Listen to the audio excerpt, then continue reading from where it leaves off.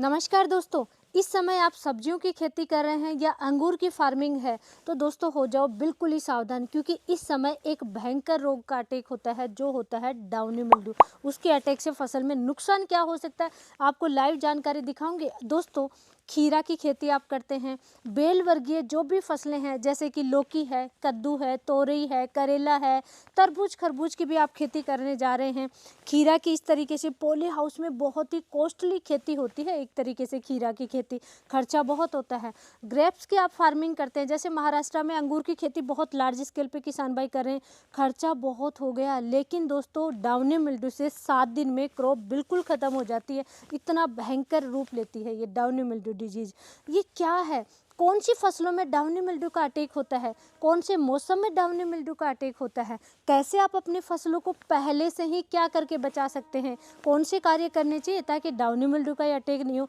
दोस्तों आप एक किसान हैं, सब्जियों की खेती करते हैं या अंगूर की खेती है, आज का वीडियो बहुत इंपॉर्टेंट होने वाला है, एंड तक जरूर बने। सबसे पहले दोस्तों डाउनी मिल्ड्यू रोग होता क्या है, तो डाउनी मिल्ड्यू सूडोपेरेनोस्पेरा क्यूबेंसिस इसे कहते हैं। ओमाइटीज ग्रुप की ये फंगस होती है, यानी कि फंगस जनित रोग होता है डाउनी मिल्ड्यू।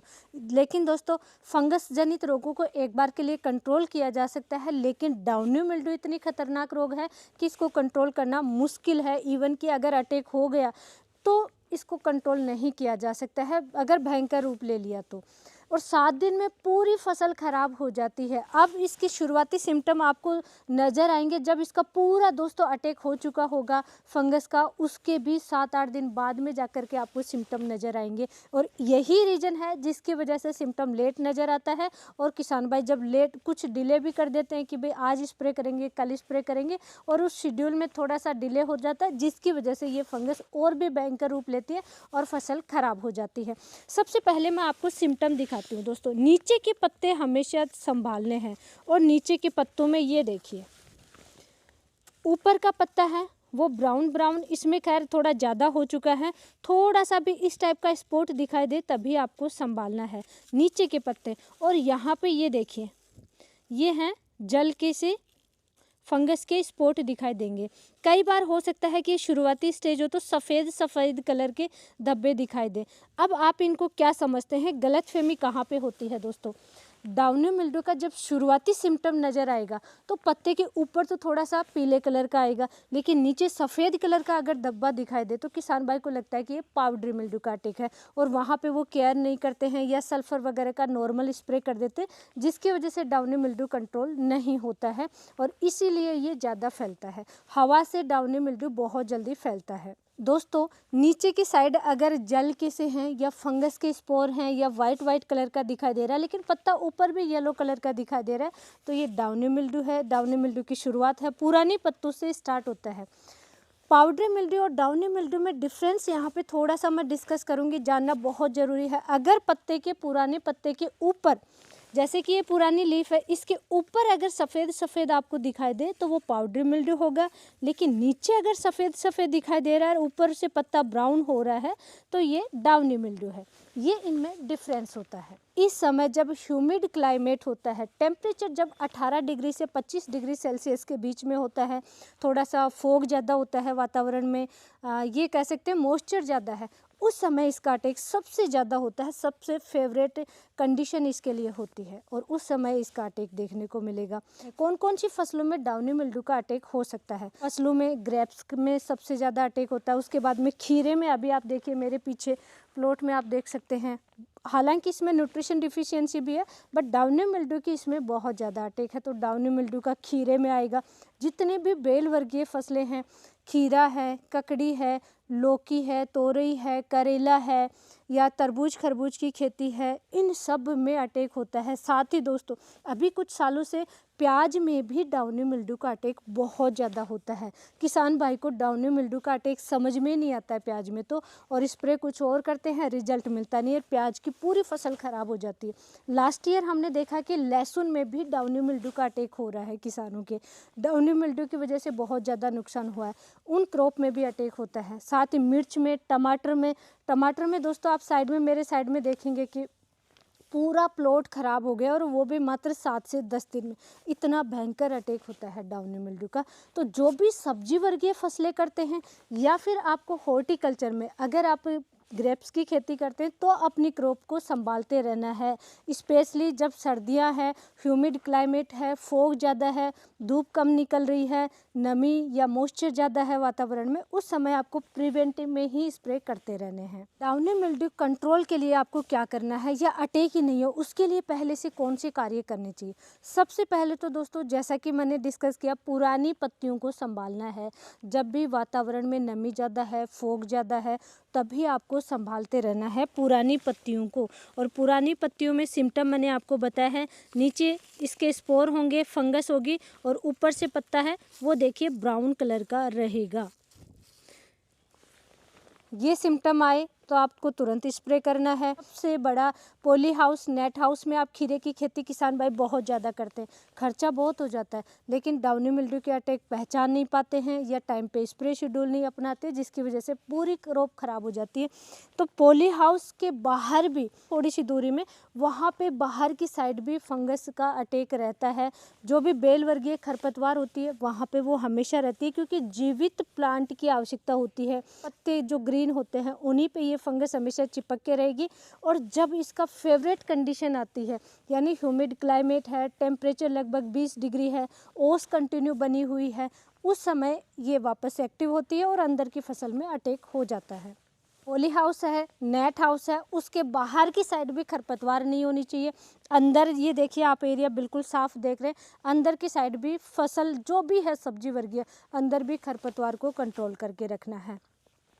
थर्ड सिचुएशन दोस्तों, कंटिन्यू अगर सूरज नहीं निकल रहा है, मॉइस्चर ज़्यादा है वातावरण में और आप एनपीके शेड्यूल अपना रहे हैं, तो सबसे पहले दोस्तों नाइट्रोजन को कुछ समय के लिए बंद करना है। जैसे फ्लोरिंग स्टेज हो जाए तो नाइट्रोजन वैसे भी कम देते हैं, लेकिन अगर आप कोई सिम्टम देख लिया, एक भी पत्ते पर देख लिया, तो दोस्तों आपको नाइट्रोजन कुछ समय के लिए आपको बंद कर देना है। 5-7 दिन तो बिल्कुल भी नहीं देना है नाइट्रोजन युक्त कोई फर्टिलाइज़र। जैसे कि किसान भाई NPK 1261 है, NPK 1919 है, ऐसे NPK का बहुत ज़्यादा यूज करते हैं। तो जिसमें भी नाइट्रोजन हो उस NPK का इस्तेमाल नहीं करना है। कौन सा NPK सबसे ज़्यादा देना चाहिए? NPK 05234 या NPK 0050 का इस्तेमाल कम से कम, जैसे ही सिम्टम देखे तुरंत एक NPK आपको चला देना है। पोटाश युक्त फर्टिलाइज़र देना है, पोटाश का इस्तेमाल करना है। दोस्तों सब्जी वर्गीय फसलों में स्पेशली अगर पोटाश की कमी होगी तो फंगस को, किसी भी फंगस जनित रोग को आपने कंट्रोल भी कर लिया ना, फिर वापस से अटैक हो जाएगा। रोग प्रतिरोधक क्षमता बढ़ाने के लिए बार बार हम डिस्कस करते हैं दोस्तों, आपको यूज करना है पोटाश। तो सबसे पहला काम है आपको पोटाश का इस्तेमाल करना है। उसके बाद में पानी बहुत ज़्यादा नहीं देना है, मॉइस्चर होना चाहिए, लेकिन ऐसा नहीं है कि कंटिन्यू कोई फर्टिलाइज़र देने के लिए किसान भाई पानी यूज करते हैं। नहीं दोस्तों, पानी दे रहे हैं तो फर्टिलाइज़र देना है, फर्टिलाइज़र के लिए पानी नहीं देना है। इस चीज़ का विशेष ध्यान रखना है। अब दोस्तों आप डाउनी मिल्ड्यू का अगर क्रॉप में अटैक देख रहे हैं, तब आपका क्या स्टेप होना चाहिए? सबसे पहला स्टेप है दोस्तों, आपको पोटाश युक्त फर्टिलाइज़र का स्प्रे करना है। स्प्रे से रिजल्ट भी फास्ट मिलेगा। तो 0050 या 05234 या अन्य कोई पोटाश का आपको स्प्रे करना है। पोटाश से रोग प्रतिरोधक क्षमता फसल की बढ़ेगी। पोटाश की कमी होती है तभी डाउनी मिल्ड्यू का अटैक ज़्यादा देखने को मिलता है। तो सबसे पहले फंगिसाइड से भी पहले दिन, जैसे कल आपको स्प्रे करना है कोई फंगिसाइड का, तो उसके पहले दिन आपको पोटाश का स्प्रे करना है ताकि पौधा मजबूत हो जाए। नेक्स्ट डे फिर फंगिसाइड का स्प्रे कीजिए। भी जब डाउनी मिल्ड्यू का अटैक हो जाए तो कम से कम 3 फंगिसाइड आपके पास होनी चाहिए। इस वीडियो में तो मैं काफ़ी फंगिसाइड के बारे में डिस्कस करूंगी और उनको चेंज कर करके स्प्रे करना है। सबसे पहले धानुका का आप ले सकते हैं किरारी फंगिसाइड, जिसमें आता है एमिसुलब्रोम। इसका आप स्प्रे करेंगे तो रिजल्ट बहुत ही फास्ट देखने को मिलता है। सिस्टेमिक ये फंगिसाइड होता है। स्प्रे करने के बाद में फाइटोटोनिक इफेक्ट इस फंगिसाइड से देखने को मिलता है। धानुका की किरारी में दोनों ही एक्शन आते हैं, प्रिवेंटिव भी और क्यूरेटिव भी।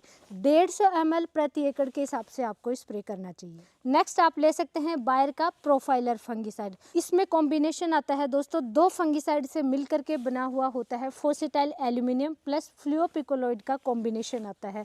2 ग्राम ग्राम प्रति लीटर के हिसाब से घोल तैयार करके आपको अपनी फसलों में स्प्रे करना है।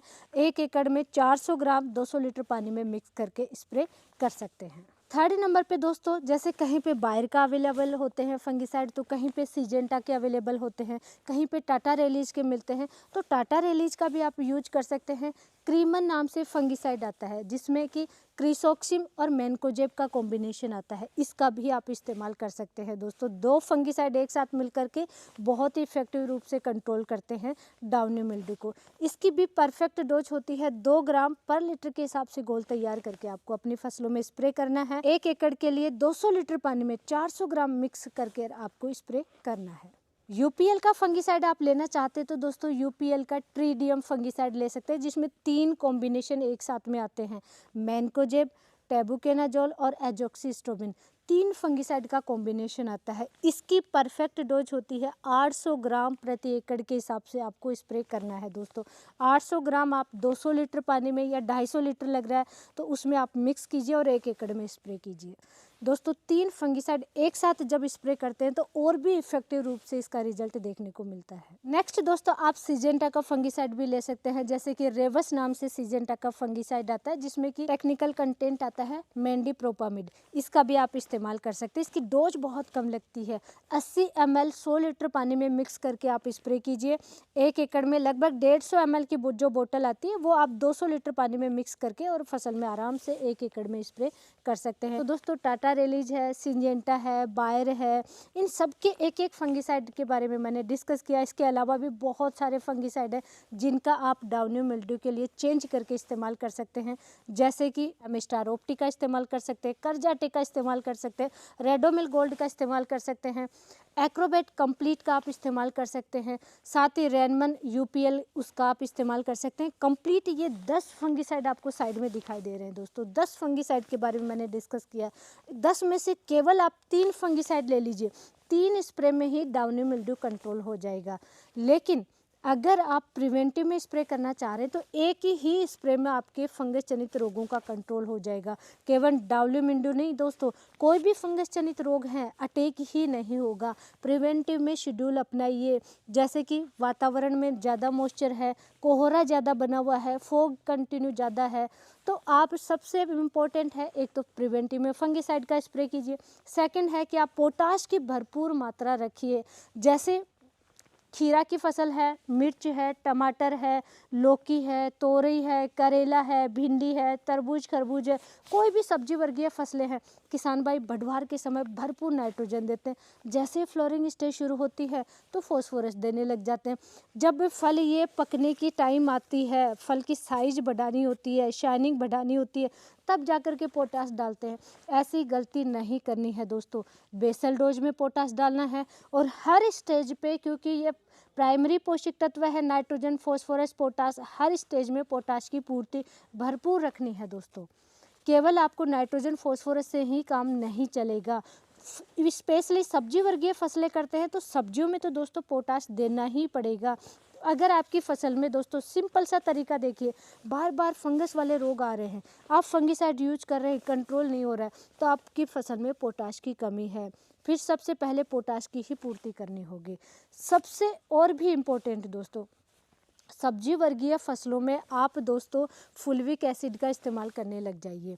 स्टोरेज बढ़ेगा, रूट डेवलपमेंट अच्छा होगा। और हाँ दोस्तों, जब फॉग है, कोहरा ज़्यादा है, सूरज नहीं निकल रहा है, धूप ज़्यादा नहीं है, पौधा खाना नहीं बना पा रहा है, और जब धूप कम है तब भी दोस्तों पौधा प्रॉपर खाना बनाएगा, फोटोसिंथेसिस बहुत अच्छा बढ़ेगा। फुल्विक एसिड से फसल बिल्कुल स्वस्थ रहे, हरी भरी रहे, फोटोसिंथेसिस ज़्यादा हो, स्टोरेज बढ़ेगा तो ज़्यादा फ्रूट लगेंगे, ज़्यादा फ्लावर्स आएंगे। उसके लिए आपको फुल्विक एसिड डालते रहना है दोस्तों। जैसे ही बेसल डोज में डालिए, बढ़वार फुटाव के समय डालिए, फ्लोरिंग से पहले डालिए, फ्रूट सेट होने के बाद में डालिए, डालते रहना है दोस्तों। ऐसी कुछ चीज़ें हैं जिनका हमारी खेती में यूज करना बहुत ज़रूरी है, अति आवश्यक है। और आज की जानकारी हमारी कैसी लगी कमेंट करके ज़रूर बताना। और हाँ दोस्तों, इस वीडियो को ज़्यादा से ज़्यादा किसान भाइयों तक शेयर ज़रूर करें। धन्यवाद।